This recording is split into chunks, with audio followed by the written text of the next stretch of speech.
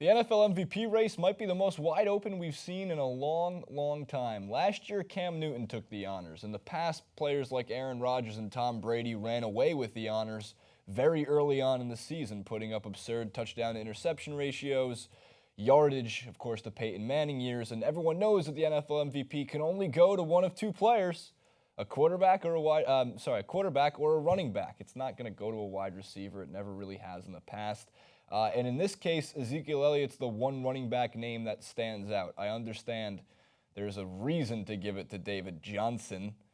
Oh, wait, no, I don't, because the Cardinals just aren't that good of a football team. Therefore, David Johnson doesn't deserve to get an MVP. I saw a couple articles online circulating with the name Matt Stafford being an MVP candidate. Sure, he can be a candidate. Is he the most valuable player in football? No, come on. Here's the list that CBS Sports ran, and my list is not too much different from it. So they have it as their writers put down as Tom Brady should be first, Derek Carr second, Ezekiel Elliot third, Matt Ryan, Dak Prescott, and then, Wilson, Stafford, and Johnson shouldn't even be in the conversation. Even though I do believe healthy Russell Wilson is all the Seahawks need to win a Super Bowl, healthy Russell Wilson is not all the Seahawks need to get him an MVP award. On to my list because I think it's more interesting.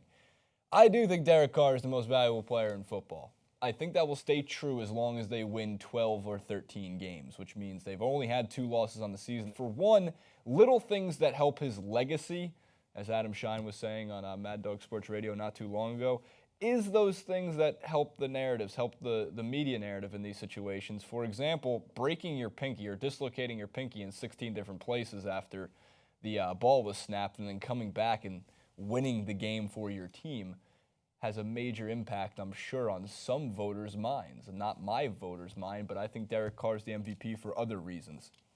For one, in terms of where he ranks, he's almost top 10 in everything when it comes to touchdowns on the season. He's tied for 7th with 22 touchdowns on the season. When it comes to his completion percentage, Derek Carr is 9th in the league with a 66.4.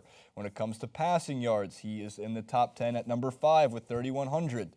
The only thing that goes against him is the coveted fantasy stat that shouldn't have too much of an effect on MVP voting, but the yards per attempt. It really does show you how valuable each pass is when it comes to how far that ball is going and how far it's traveling. Derek Carr is 14th, just below Trevor Siemian, believe it or not, with 7.36.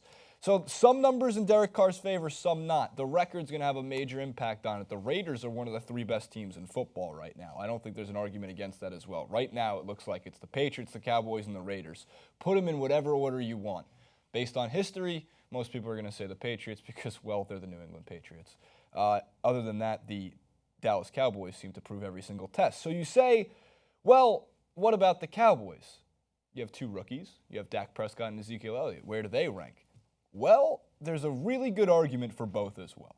I have Derek Carr as the MVP because I think where they're going to finish in the record, I think is more important for Derek Carr than it is for Dak Prescott and Ezekiel Elliott.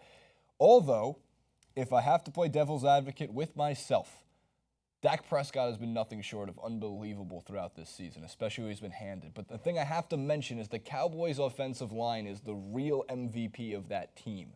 It doesn't take away from Dak Prescott's high IQ when it comes to playing the game of football and his decision-making. Doesn't take away the fact that once Ezekiel Elliott gets through that line, that they open up the hole for him, that he's explosive in open field and able to get to the sideline and extend plays and run for God knows how many yards. I think it's 1,199 yards on the season through Week 12, on top of 300 receiving yards on the season through Week 12. So he's staring down a 2,000 yards from scrimmage season, which is remarkable. It's up there with Adrian Peterson. It's up there with a lot of the other MVPs who won it from the running back position. I just think we need to put a little bit more respect on Derek Carr's name. I think that if they gave it to Cam Newton last year, a lot based on record, and Derek Carr is going to finish with better numbers overall than Cam Newton did, save for the ground game where Cam Newton was doing it with his legs, well, then Derek Carr seems like the right MVP candidate. I know the Cowboys fans. And, of course, lastly, Tom Brady. Yeah, sure. You can give him the MVP if you want. He's won a bunch of them in the past. All the Super Bowls, all of his play when it comes to the regular season, it's pretty remarkable given that he didn't even start the first 4 games of the season. But are they going to give an MVP award? Are they going to vote in a guy who got suspended for bullshit reasons for the first 4 games of a season? Probably not. They're going to want to give it to a guy who played all 16, I would think. There you go. NFL MVP through Week 12, Derek Carr. I think a lot would have to go wrong for Carr over the next 5 games remaining in the NFL season. The 9-2 Raiders only have to win 3 of their remaining 5 games for Derek Carr to wrap up the MVP award.